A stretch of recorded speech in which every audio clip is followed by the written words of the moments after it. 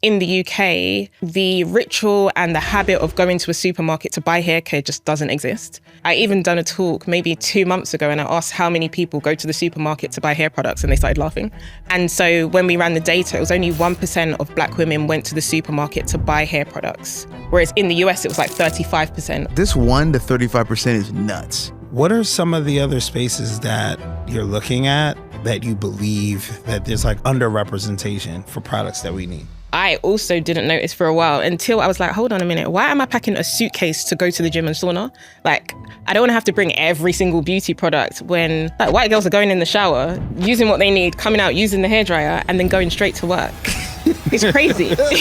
How many different ways is society like telling us that you belong here, but not so much? How do you think about the problem you're solving and what you need to do next to continue to attack that problem? The way that I think about it, like, I would say like the one-liner that's always been top of mind for me is like, welcome back to Do Dilly. I'm one of your hosts, Jonathan. Today on the podcast, we have an incredible episode with Jamelia Donaldson. She's an entrepreneur. She's a founder. She's built Europe's largest product discovery box for natural and textured hair. If you care about building a business that's centered on community, supply chain, executing your ideas, or you just want to hear a British accent lull you into the highest register of comfort you can, you should watch this. Also, because most of you aren't, you should click subscribe because it helps and because, I mean, what else are you doing? Great. We'll see you in the episode. What do you want to start? You want to start with your product compliance question? I mean, that's an aggressive opening. We can cut, the whole thing's aggressive. I mean, true. You was like, yo, how she was at BlackRock, that's okay. crazy. All right. So your history at BlackRock was really interesting. mm-hmm. And I really wanted to know, because if I'm correct, you were doing compliance at BlackRock. Yeah. And the thing that I was really trying to figure out is you're shipping products to so many different countries, right? How did your experience at BlackRock kind of transfer into your ability to navigate that environment? Wow, such a good question.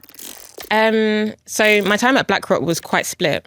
So I was there for just under 3 years, went across a few different teams, portfolio compliance being one of them. And I think that role in itself just takes a high level of concentration and a high level of diligence. And so for me, it was just understanding like how critical some decisions can be and how quickly you need to make some decisions. And I think it was actually really, they're two completely different environments because at BlackRock, like the rules are there. It's up to you to code the rules to block the trade, make sure it doesn't go through. Whereas hair care is very unregulated. And it's like literally the completely opposite end of the spectrum.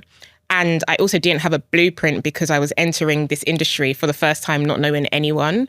So I actually didn't apply any rules because there weren't really any rules to apply until it was too late. So a very funny story, but very traumatic at the time, was that during lockdown, we had like a massive surge in interest because everyone was like, all of the hair shops are shut. These supermarkets are open, but supermarkets aren't selling products for Black women. So if you're a Black woman in need of hair products, the only option was TreasureTress. Okay. So everyone was talking about it. We're Black owned. Everyone was like really, really hype about it. And then we were like, great, like how can we keep up with demand? Like reaching out to more brands over here. And it was going really, really well until everyone stopped manufacturing hair care and they froze and started manufacturing hand sanitizer. And we were like, right, obviously we can't fill our boxes with hand sanitizer. So what are we going to do? Eventually we were like able to contact enough different brands and then land on a brand that was like, look, we can ship over and we can get the products over in time. So got the products over in time and then they were actually being sent through an existing UK distributor. And so they came, they dropped the products to the warehouse, and then we had packed like the first 1,000 boxes. And this was like a couple of days before Christmas. So we're up against the crunch time. And once we had packed the first 1,000, then we get a knock I went to have a meeting with one of my employees at a coffee shop, and then someone called me and said like, oh, Jamelia, trading standards are here. Can you come to the warehouse? And I was like, who? I know what trading standards is, but I was like, why the heck would they be at the warehouse? They came and then they said, oh, some of these products can't go out. They're not UK compliant. They've only got US labels. And at that point, the penny dropped like, oh, okay. So there is regulation in this industry. It's not widely spread and not everyone applies it. So the interesting thing is that the products were delivered to us by an existing distributor who has like a warehouse that's like 10, 20, 30 times bigger than our warehouse, stocking American products, but they've never come under scrutiny. But as a Black-owned brand that has come and has been very disruptive, someone's almost like blown the whistle and has been like, oh, actually go there. Yeah. So I have my own thoughts about who blew the whistle. But I say all of that to say that I think I did underestimate the compliancy and the rules that needed to be followed because it is highly unregulated. And there's a lot of conversation at the moment about duplicate products, especially on the likes of Amazon, because no one is regulating it. Right. And I think that it's really difficult to separate race from that because when products are mainstream and everyone's using it, they're very highly scrutinized. Whereas when it's for Black women, it's kind of like a free-for-all. Yeah. Okay. I find that interesting just because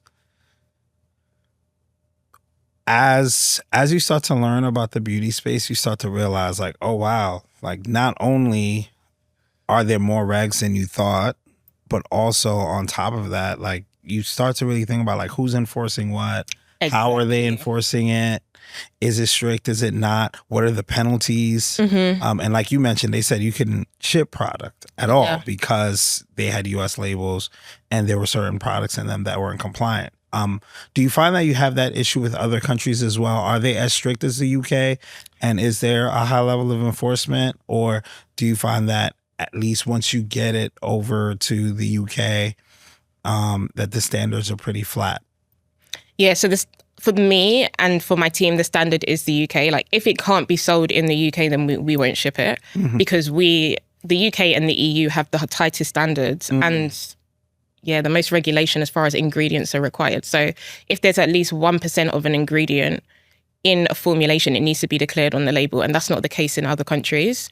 So like if we abide by UK compliancy, then we're good for all of the countries. Like the continent doesn't have that kind of regulation. Caribbean definitely doesn't. And the US, you guys are a lot more liberal. So for us, the UK is the standard. And so if we meet UK standard, then we're good. Oh, that's cool. One of the things that I found fascinating in a previous interview you did was talking about how you went accidentally global. When you first started TreasureTress, you said one of your first orders was from South Africa. Yeah. And you didn't realize you had turned global shipping on. And so you got to the post and you realized that like the cost of shipping was just going to clip your margins completely. I'm curious, when you realized that one of your first orders was international, was that bigger validation for the idea? Or were you like, how am I going to solve this? And what is this going to mean for like the thing I was trying to do here that might be valuable out there? Yeah, that for me was just really good validation because I was at BlackRock. I was working in portfolio compliance, which was 7 a.m. to 7 p.m. So I knew that I'm doing these 12-hour shifts in the office. I'm coming home and running this business. And equally, in my mind, I'm thinking, within the next 5 months, I need to make a decision. Like, am I going to try this entrepreneurial thing or am I going to stick with corporate? And so that for me was almost like a good omen. I was like, okay, cool. So this has scope and this can go beyond just the UK, even though the UK is what I was targeting and I wasn't necessarily thinking about South Africa. And I think now that I look back, whenever I speak with American brands and the UK gets underestimated as like a hub for consumers, I think the missing piece is always that like the UK is a launch pad for the whole continent of Africa and the Caribbean because we have such close ties to like relatives and lineage from those places. So if you want a brand to pop in Nigeria, launch it in London. If you want your brand to bang in Ghana, launch it in London.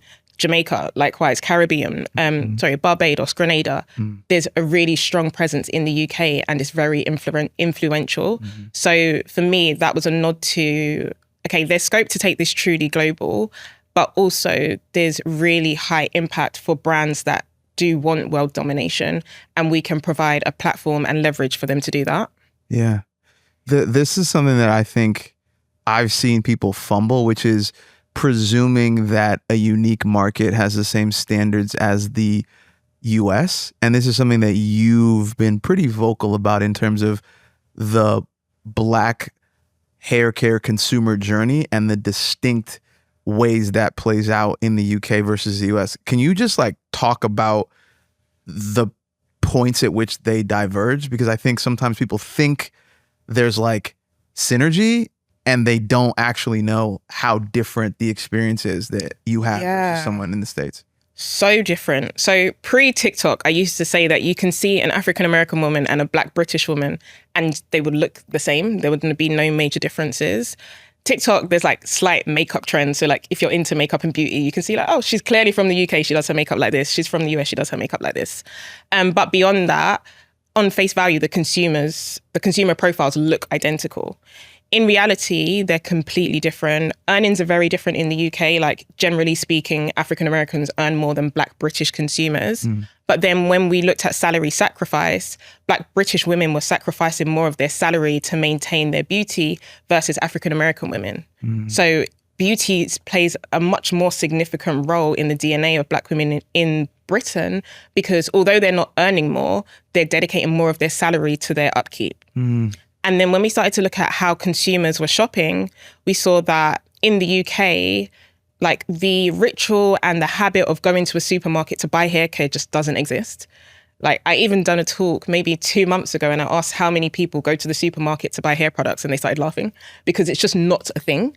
And so when we ran the data, it was only 1% of Black women went to the supermarket to buy hair products. Whereas in the US, it was like 35% of African-American consumers went to supermarkets to go and buy hair care. So it's like, we're not represented in those spaces, so we don't shop there.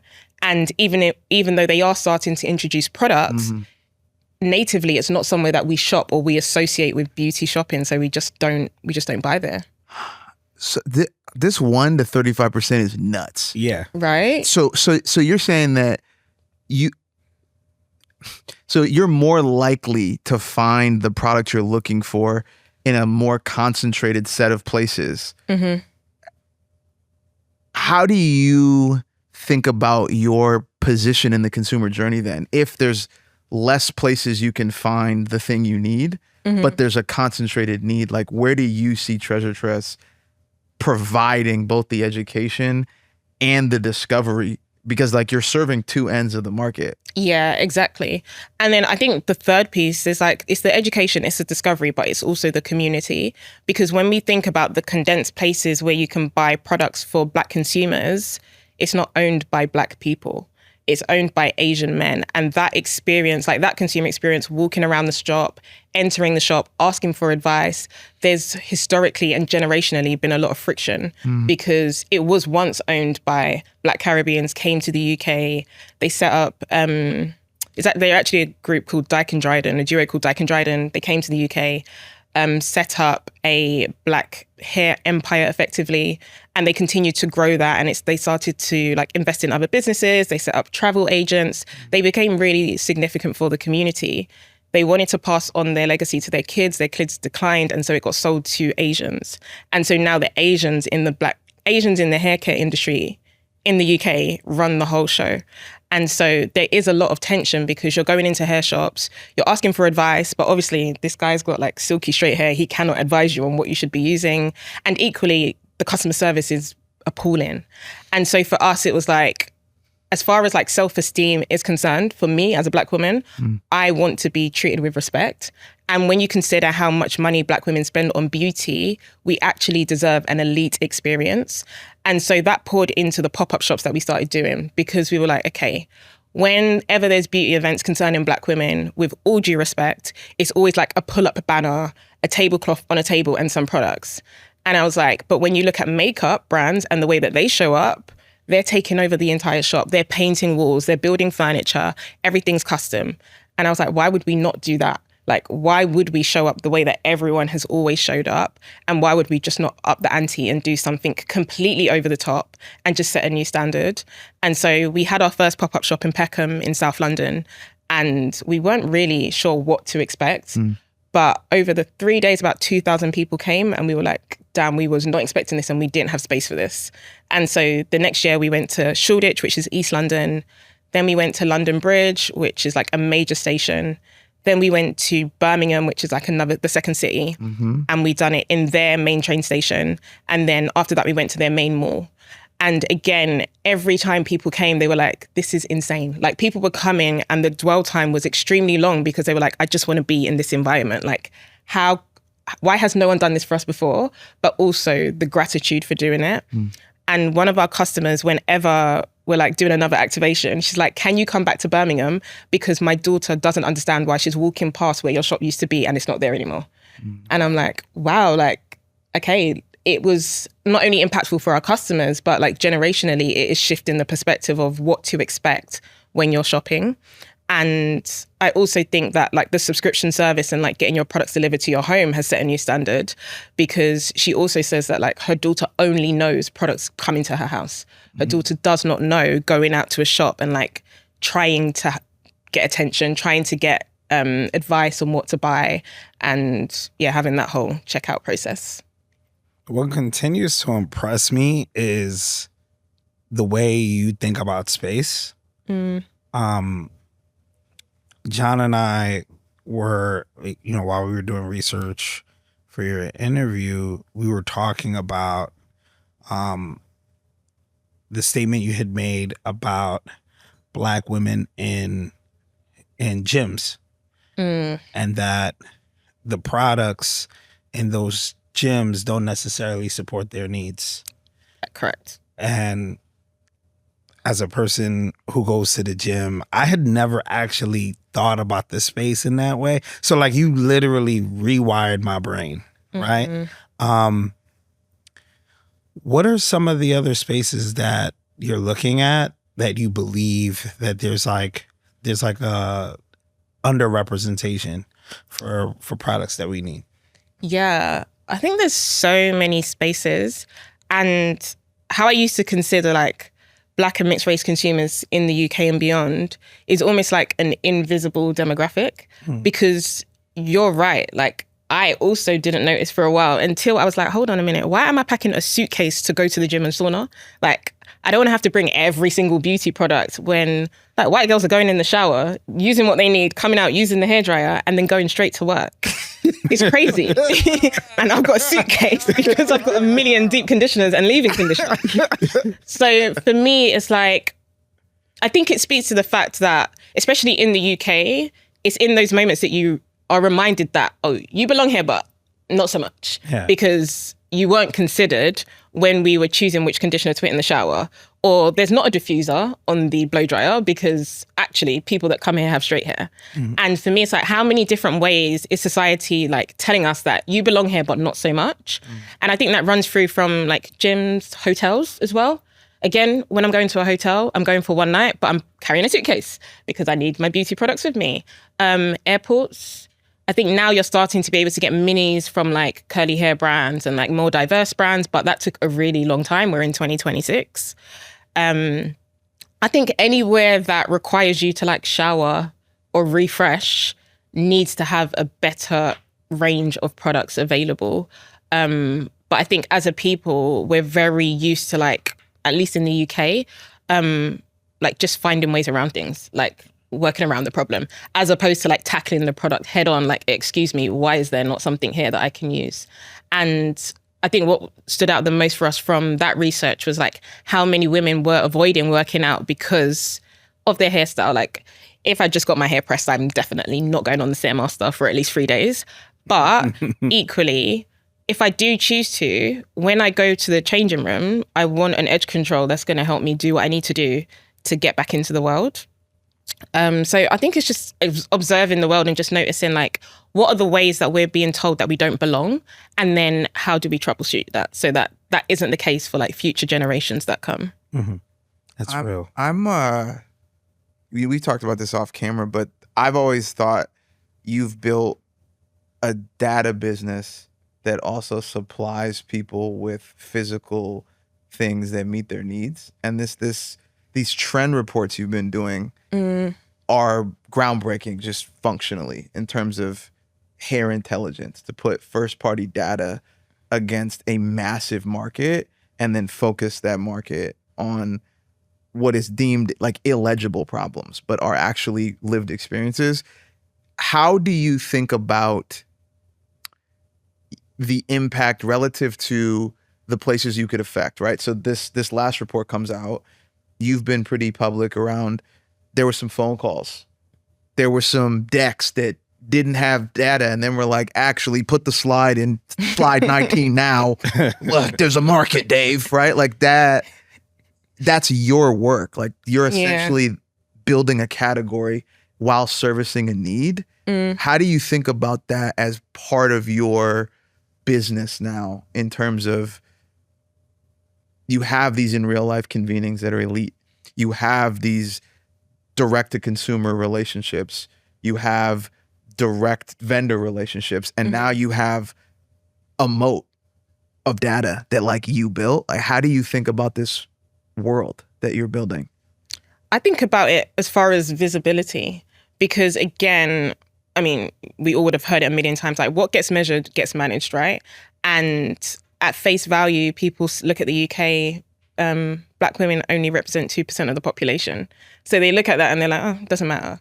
But only through data could I get people to listen. And only through data could I get people to actually pay attention to not only what I was building, but also what consumer needs really were. And I think we're in a really unique place in the UK because although the Black population is so small, in areas like London, it's highly concentrated. And the mixed race population is the fastest growing population in the UK. So pretty much the UK is going to be a mixed race country very soon. A lot of people are going to be upset, but it is going to be the case. So I see it as like, it's just not something that can be ignored. And I know it can't be ignored because I was being ignored because we didn't have the data. And it's not until we had the data that we could have better conversations and prove the existence of us and prove our needs and provide a business case, because essentially for brands, it's business. And it's actually not that personal. Whereas for us, it's business and it's personal. Execute, friends. You could just execute. I think that one of the compelling ideas that you, over the past decade, have continually expressed is just this relentlessness about the problem. Like there's an obsession you have, and you're open about, like, this is a problem that needs solving. Whether or not you validate it, I'm going to dedicate a significant portion of my life to solving this problem. You just hit 10 years. It's incredible. What is your mindset? Like, how do you think about the problem you're solving and what you need to do next to continue to attack that problem, given all of the things you've actually made right? Yeah. The way that I think about it, like, I would say like the one-liner that's always been top of mind for me is like normalizing natural hair. Like it shouldn't seem abnormal that women want options for their hair. And normalizing natural hair doesn't mean that you don't want to experiment with a straightener every now and then. Maybe you want to relax and then you want a big chop and you want to return. But I feel like there should be like a level of liberation and option for Black women that there just simply isn't. And so I just continue to look at the world, and I don't know what it is. My lens is just very Black. Like my mum even said that in nursery, my teacher pulled her aside and was like, Jamelia's really like, she always talks about race. And I was like 3. And my mum was like, well, I don't know what to tell you. Like at my home, it's a Black home. And we're very proud of where we come from. And so my lens of the world has always been like, that's cool, but like, why is it not Black? Or like, that's cool, but why don't we have that? Or that's cool, but we're missing from that. And so when I'm looking for things and like what's keeping me driven is like, how can we continue to be ignored when we're so prevalent and so influential? And so it's like, I want to see credit given where credit's due. And I also want us to feel a sense of home that we provide for so many people. Can we talk about Curly Christmas? We can. Okay, so I would like you to frame up what Curly Christmas is and then how crazy you went with an advent calendar the size of a small child. Yes. So Curly Christmas is a once-a-year activation. It's going to happen annually around Christmas time. And essentially, it is Christmas but Black. So we say that Notting Hill Carnival takes place in August. Curly Christmas takes place November, December, depending on the calendar. And ultimately, it's like a beautiful, like just coming together of people, Black-owned businesses, consumers, hair and beauty enthusiasts, panels, media, brunches. It really is a moment. And last year was our first time trialing it because we were like, Christmas is cool. Finding a Black Santa in the UK is tough work. It's not really an experience that's widely offered. And we had already started doing the advent calendars the year before. So we were like, there was a real reaction to Black consumers having an advent calendar that they could actually use because all of the major retailers were doing these amazing beauty calendars. But when you open that lipstick, that's not working. When you open that blush, that is absolutely not working. That shampoo is not washing half of your hair. And so we were like, we need something that actually is tangible and useful for our consumer. So we done that first and it was ranked really highly. Like Vogue picked it up, Marie Claire picked it up, Cosmo picked it up. And there was a real buzz around like, oh wow, why has no one considered this before? And again, that speaks to that thing of like looking at the world and thinking, hold on, but we're missing from that.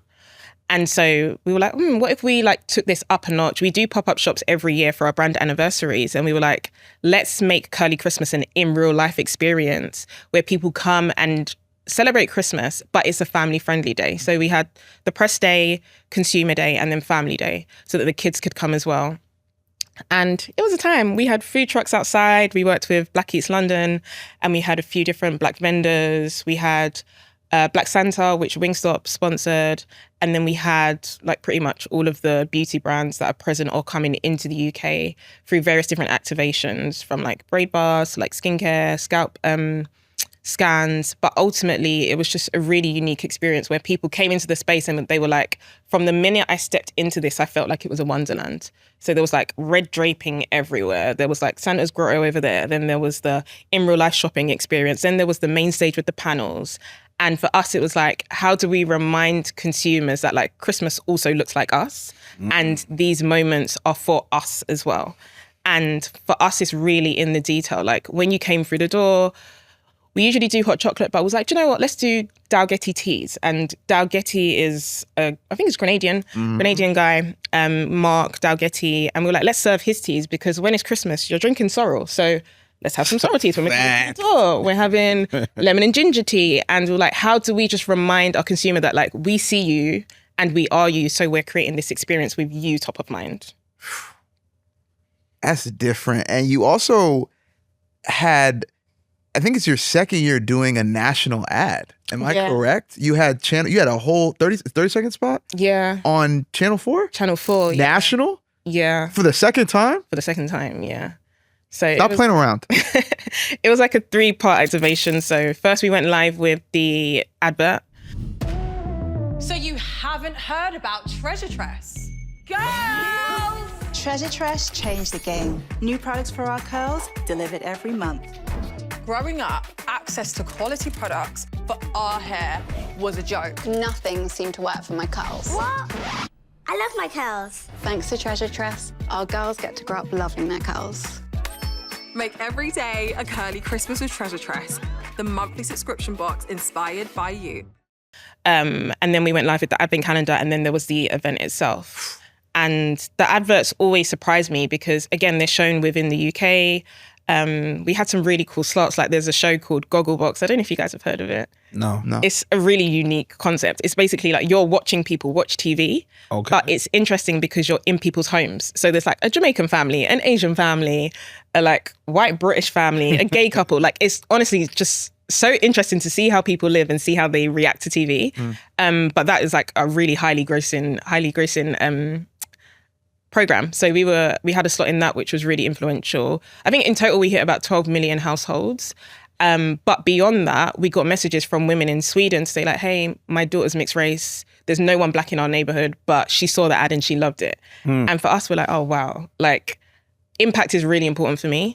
And that is just a testament to like, you never know who's watching and you never know the impact it's going to have on the way that they see themselves in the world. That's powerful. That's really powerful. You think so creatively. So I want to know, like, what continues to like inspire you? Like, what are some things that you're like, if I hear that it's out, or if I hear something like a project is completed by X person, like what makes you say, oh, I got to tap into that. I got to see what's up with that. I can't say that it's people. I think it's places. Places. So travel for me is like the ammunition. It's like, how can I go and observe something and think, oh, we don't have that, or oh, that's a really interesting way to do it. So like even the food place that we were talking about, whereby you can walk into one establishment, eat from 8 different restaurants, but really it's just one. I'm thinking like, oh, what does that look like in beauty? Like, how do we borrow that concept? And I like the fashion industry a lot, and I like the way that they execute. And so it's like, okay, they've done that in fashion. Let's do that in black hair, because we see like a lot of industries do borrow from each other, but again, black consumers are often left out. It's like, how do I borrow from different industries and remix it to make it work? And equally, how can I observe different cultures and be like, oh, okay, cool, they do that in that country. Let's try this in this country. So I think for me, it's travel. I love creatives. Yeah, I would say that I love creatives, and I'm a lot more inspired by creatives than I am entrepreneurs. Creatives and artists, I'd say. Yeah. You mentioned a while ago that like growing up in Edmonton, like you had cousins the street over. You done deep research. That's what we do. And so I'm curious if you think about like that social fabric of like your neighborhood and your family, and do you think about that in product delivery as well as in sort of your in real life experiences? When I think about unboxing as a moment, and you think about, you know, the consumer, whether it be the mom and the daughter or someone that just took a job in Dubai that like doesn't have sort of the connectivity, how do you think like how you grew up connects to how you think about the box itself? Yeah, it actually influences it a lot, because initially when we were designing the boxes, we just had the branding on the outside. And then we realized that like, one, when people are opening it on social media, you're not seeing any branding. But equally, when you're at someone's house and the box is just open, we're missing out on an opportunity to communicate with them as well. So we definitely know for sure that when people are buying, they're not buying for themselves, they're buying for their household. And women are the consumers that do that. So we hear a lot from men, like, oh, why don't you do anything for the men? And it's like, we can do it for you, but you won't buy it for yourself. A woman's going to buy it and you're going to use it. So let's continue to speak to the women, because she runs the household in many ways.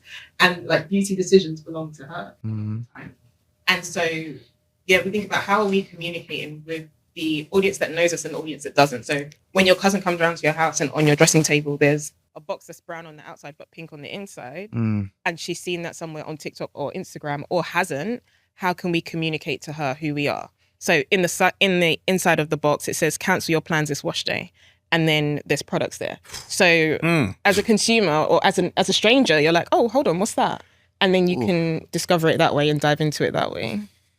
That is the most concise end-to-end consumer journey I've ever heard in my life. That someone can get a box or recognize color, sensitivity, experience, and then immediately order it, have that same lived experience in their house. And then someone else essentially is doing the word of mouth advertising. Yeah. It started as the visual advertising on social. Yeah.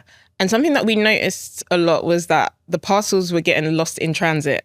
So it was like we still use Royal Mail. Royal Mail, I think in certain areas, the people knew what TreasureTress was. So the stuff was disappearing. And we were like, do you know what? there's only so much we can do. So we'll just continue to resend the packaging. But we're like, clearly people that know what's inside the box know what's inside the box. But if you don't know that inside it says, sis, cancel your plans this wash day, from the outside, you don't actually know what we're delivering. And so we also added to the outside of the box, wash day delivered. So the postman, maybe it's getting left on your step and someone in the apartment next to you is walking by, but they can also see like, oh, what's that? Oh, wash day delivered. If you're a curly girl, if you're in that ecosystem, you're like, okay, that's language I recognize. I'm going to also use that. So I realized quite early on that we were missing out on a lot of advertising opportunities, because at one point we only had branding on the outside, not on the inside.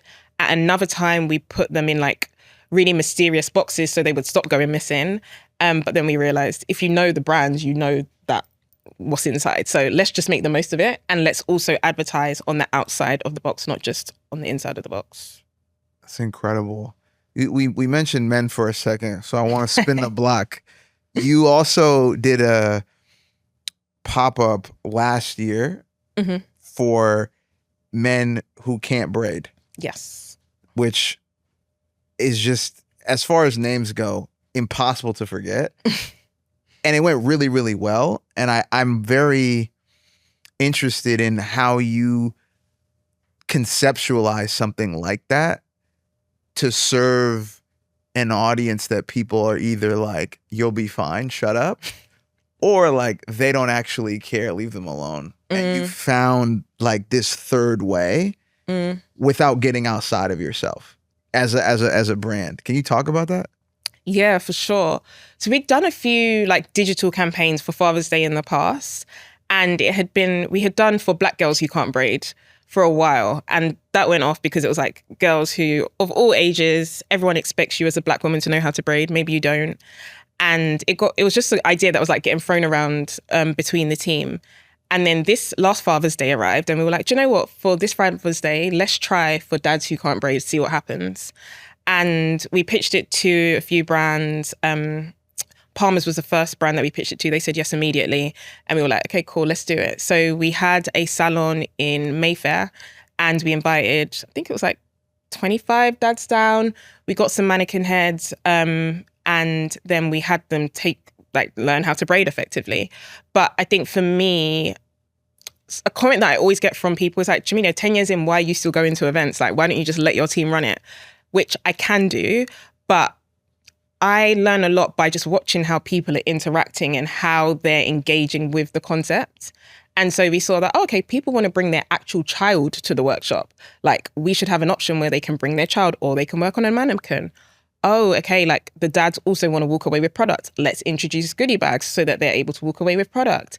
And so I like to be present so I can observe like what's working, what's not working, where's friction, what could be easier, and how do we just really refine what the offering is. So we ran it once, and then it ended up like we repeated it like 3 times last year because people just kept asking for it. And in the comment section, there were men that were like, hey, I'm not a dad yet, but when I am, I want to attend, or I want to learn how to braid now so that when I am a dad, I can take care of my daughter's hair. And there were also women in the comment section saying that when they fell ill, their husband wanted to take care of their child's hair, but they couldn't. And for us, it was like, wow, this is reminding us that the Black family structure does actually exist despite what the media tells us. And I think for so many people, the imagery of like Black men engaging with like beauty or like feminine care was really like, it was just a massive juxtaposition, right? Like you're not used to seeing like really muscular Black men playing with mannequins, mannequin heads. Very strange. So that was a big deal. And so we were like, okay, how do we continue to refine this? And then we spoke with Raphael Sofaluke, who's a really good friend of mine who owns UK Black Business Show. And he was like, yeah, I've prepared some affirmations for the men. And I was like, okay, cool, let's go. Wow. So at the beginning of the workshop, they put their hand on their heart and they say their affirmations. And it's really funny. Like, they're not that serious. It's like, I'm not afraid of the comb. Things like that. But it lightens the mood. But it also, I think it just connects them. And we thought that it was just women that like linger after events. Like after our events, we cannot get people out of the venue. And we're like, guys, we cannot continue to pay for the extra time. But for the men, they were like really sticking around to get to know each other. And then we brought on Wingstop as a sponsor to do food. And then they were staying around even longer. And we were like, wow, this has become like a really safe space for men to just connect with each other beyond learning how to take care of their child's hair and being a more active parent in like the care of your child, because doing hair is actually caring for your child as well. It's very bold that you kind of took that risk, right? Because you know, traditionally, the idea of men connecting around hair usually is in the barbershop. right? Yes. So for a woman and a brand that typically caters to women to kind of say, hey, I want to kind of test to see if I can get them to get together in a different space, right? Is a risk in itself. And it's just beautiful how it like really panned out. Yeah, it was really heartwarming. But as you said, as a woman, I think, well, all of my team's women. So as women, we were like, we have to fall back. Like, we were not leading the classes. It was men who knew how to braid that were leading the classes. We had a male host. Like, it was a very masculine environment, even though it was like aesthetically pleasing. And for us, it was important that we knew the role that we were playing. Like, occasionally we step in to support and like tell you like, no, that's not how you part, and like, yeah, put this piece in the middle and then put this one over. But beyond that, we wanted it to feel like a masculine environment where they felt like this was curated with them in mind, as opposed to like, oh, let's do something for the men. Yeah. It's like, no, like, let the men do this for themselves, because this is normal. Like, it is normal that Black men take care of their kids, and this is what it actually looks like. And interestingly, it was like Black men, white men, Italian men, Indian men who had mixed race kids, and they were like, this is my child. Like, I want to care for my child. There's this kind of through line I find that you have around people exercising their agency through care for themselves. And I think there's like oftentimes a state shift when you start taking care of your hair that like affects the rest of your person. 100%. Because you can't grow a plant, presumably, and like leave it to chance in the same way you couldn't leave your body to chance or relationship to chance or your career to chance. Have you, given you've spent so long on this problem, are you starting to see ripples of the TreasureTress ethos? And when I say ethos, this idea that like we belong here, we deserve elite experiences, and anywhere we set our feet, we have value. Are you seeing this sort of in the entrepreneurial ecosystem in the UK more than you did 10 years ago? Yeah, for sure. I think that the expectations of consumers have definitely climbed up, because as I said before, it was like pull up banner, tablecloth. Whereas now the expectation is that there are pop-up shops and they are actual retail moments and experiential, not just like transactional. So I've definitely seen the elevation of that.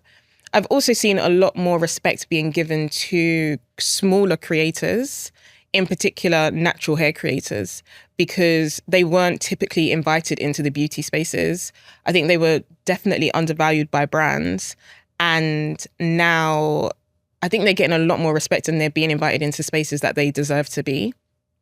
And I think the way that we have continued to work with micro, nano influencers has really influenced the bigger brands, because now they're doing it and they're finding more unique ways to involve them in experiences. Whereas before it was like, no, if you're not over 250K, 100K, we don't want to know. Whereas like continually, we've proved that actually, no, these are the creatives that you want to pay attention to, and you want to build an enduring relationship with them because they're going to create what's next. Like, they are actually the trendsetters. How does someone make it in a box? Like, if I'm watching this and I'm like, I'm nice. I'm like, I see what's going on. I see the girlies need what I have. How do you, to the extent you can share, how do you certify someone? Because that's what we're talking about. Because you have so much, you move at the speed of trust. When someone shows up in a box, that actually means something now. Like, you can't just come off the street and get into. Yeah. For us, it's like firsthand experience. So there's enough of us on the team with different hair textures to say, okay, let's try this. If it didn't work for you, you try it as well. Let me know what you think. And I think what's beautiful about the way that brands are manufacturing products, and I don't think that this was always the case. I think that Shea Moisture was definitely the turning point for this, where they started releasing new ranges like every single week. Like, there was a different drop like every month. And now we're seeing all of the brands do it. So there's always like a new range that's like ingredient led. So maybe it's coconut water, then it's rosemary oil, then it's rice water. And we're seeing the same thing. So it's like, once we've tried the products ourselves and we know that, okay, this is a reputable brand, we trust what they're formulating, then when they approach us with another new release, the process is a lot faster. But initially it's like, guys, try this and let me know what you think. Like, do you like it? Do you think our subscribers will like it? Okay, cool. Let's feature it.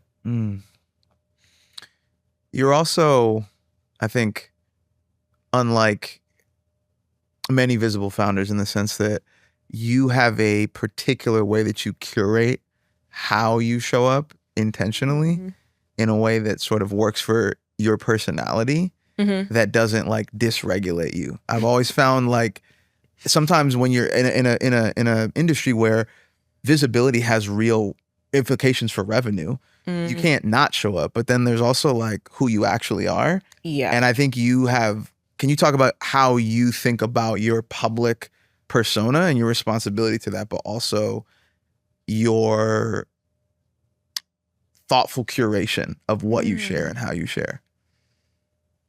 Thank you for that. But I don't know how intentional it is, if I'm being completely honest. I think that one thing that I care a lot about is like substance, which is why I've told John time and time again that this podcast is so sick. The newsletters are so sick because like this is intelligent conversation. Like this is stuff that I actually care about and not enough people are speaking about. Popular culture obviously like runs the show and has its place in society, but like this is a really necessary space. So maybe it's like, it might be a generational thing. So my mum's a teacher, my grandma was a teacher. And so education's always been top of mind for me. And so when I show up, I'm like, can I teach? Like if I can teach something here, then I'll show up.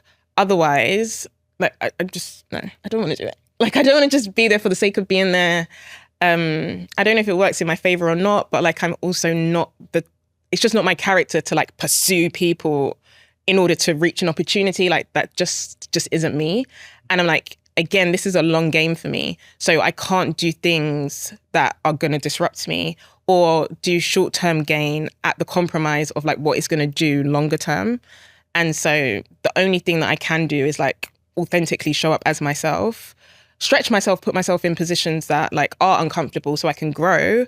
But ultimately, I'm like, this is a unique experience. There's a lot more now, but at the time there weren't many young Black female founders in the UK. And I'm like, this is a new thing for me. This is like my first real business. So if I can share my experience, great. And if it can be of value, great. But I find it really hard just to like do stuff just for the sake of it. I have one more question and we have a gift for you. No way. 100%. So, Oh, thanks. yeah. So you spent a year in Atlanta. Yes. In your earlier life, and you mentioned how it was the first time you had ever experienced metal detectors in school. Oh my gosh. Yes. I would love you to talk about that experience because I think it's very, very, very interesting to me. Like your juxtaposition of going to school at that age in your life and just essentially getting the TSA pat down. Yeah. It was, so we came over when I was in year 4, so that's grade 5 here. And I've got an older brother that's 3 years older than me. And so my mum's a teacher, so she had a teaching job. I think we dropped my older brother to school on the first day. And my mum just burst out crying because she saw him walk through metal detectors and she was like, what is going on? Like, why would you ever need a metal detector in a school? Then she took me to my elementary school and then like halfway through the day, she was like, I need to come and get you because you are so much smaller than all of the other children in that class that it's making me really concerned. And then she said, okay, I'm going to bring you to my school and you'll come to my school. So she took me out of her school and so she was like, okay, I'm not comfortable with you being in that school. Like you look like a toddler compared to everyone else. Like come out and come to my school. Then I went to her school and then I was in class and I went to her office and she was like, what's wrong? And I was like almost in tears. And I was like, oh, I went to sit down and this guy like pulled my chair out.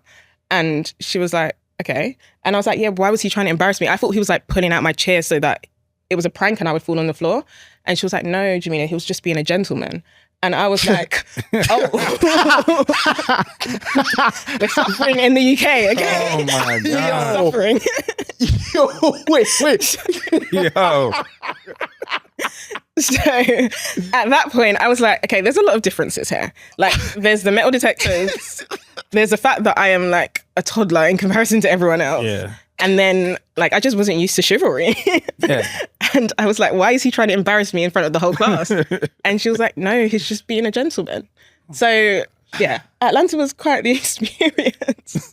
But I love that place. Oh, man. I did not know how that was going to go. That's incredible. Mm-hmm. All right, cool. So let's get the gifts flowing. Okay, so as you know, we take our research very seriously, and so in process for this, I talked to several people in the UK that know you very well. Oh my gosh, Daniel. I'm actually such a crier. As a result of this, we can get the tissues. Don't worry, we'll be all right. As a result of this, I had them answer 3 questions. I asked them, "What does Jamelia mean to you? What has she done in the industry? And why is it important?" I formulated those responses into an investment memo. We worked on the summary, but if you could just start at the right at the back here. So if you could just read the top and then the next 3 paragraphs, I would love if you could just go direct. Your camera's right here. If you could just read that for us. The top and then the next 3. Yeah, next 3. Yeah. We have another copy for you to take home as well. But if you could just read, this is what the people who care about you in the UK said. Okay. I feel like I'm a news anchor. She's changed the Black beauty game by raising the standard of in real life experiences. They're high level, high quality, and better and more intentional than some of the larger brands. She publishes data and trend reports on the needs, buying habits, and spending power in the Black British beauty space, which was basically non-existent. Lots of the data used here was based on the Black American experience. By bridging the corporate acumen into the founder landscape, she made an invisible market legible to retailers and capital. She did it at a time when no one was doing it. She's still doing it now. Product innovation and community building. She's helped to make being natural and even relaxed or texturized fun by introducing people to different and new products every month. The way she builds community is again, she was doing it at a time when no one was doing it. And that is something that a lot of people have been able to see, emulate, and create their own versions of. But she was one of the first. She was the first to do it. She's candid in sharing her journey as a beauty founder and businesswoman, and always looking tea while doing it. It serves as an inspiration to many. Category positioning and mainstream penetration. She's broken through and managed to position this side of the beauty space to the more mainstream, showing that we bring so much to the industry. She genuinely cares about Black women and girls and has advocated for them in ways seen and unseen for the last 10 years. She's been in the game for up to 12 years now. She's constantly innovating, pushing boundaries, and bringing a level of creativity and ingenuity to the game that is very admirable. Founder profile and leadership. Jamelia is a cultural leader, tastemaker, and trendsetter. To be honest, she's a visionary. What she's built over the last 10 years hasn't just disrupted the beauty and hair industry. It's been a pillar of influence for creators, business owners, retailers, and more. She means so much to people, and beyond personal opinion, the respect that is held for her is so much more than what she's built. It's who she is. She moves with pure style and grace. She's a good role model, good mentor, good supporter, good encourager. She is someone who's also exposing people to businesses. She's loving, kind, generous, and is precious. She's a wealth of knowledge and experience. She's someone who puts others' needs before herself, sometimes to her detriment. She's also just thinking about people in that way. And it's a powerful thing to have as a leader, to have a leader who genuinely cares to see people grow, but also pushes you to be better, pushes you to do better. I think the mark of a person is what people say about them when asked by someone they don't really know. And that's what people said about you. Wow, that's really, really beautiful. I was not expecting that. Thank you so much. People should know why they matter and who they matter to. Word. Wow, that's really kind. Thank you, guys. You gave us your time. You were gracious. You're honest. And we're grateful for you. We appreciate you. Thanks for being here. Thank you guys for having me.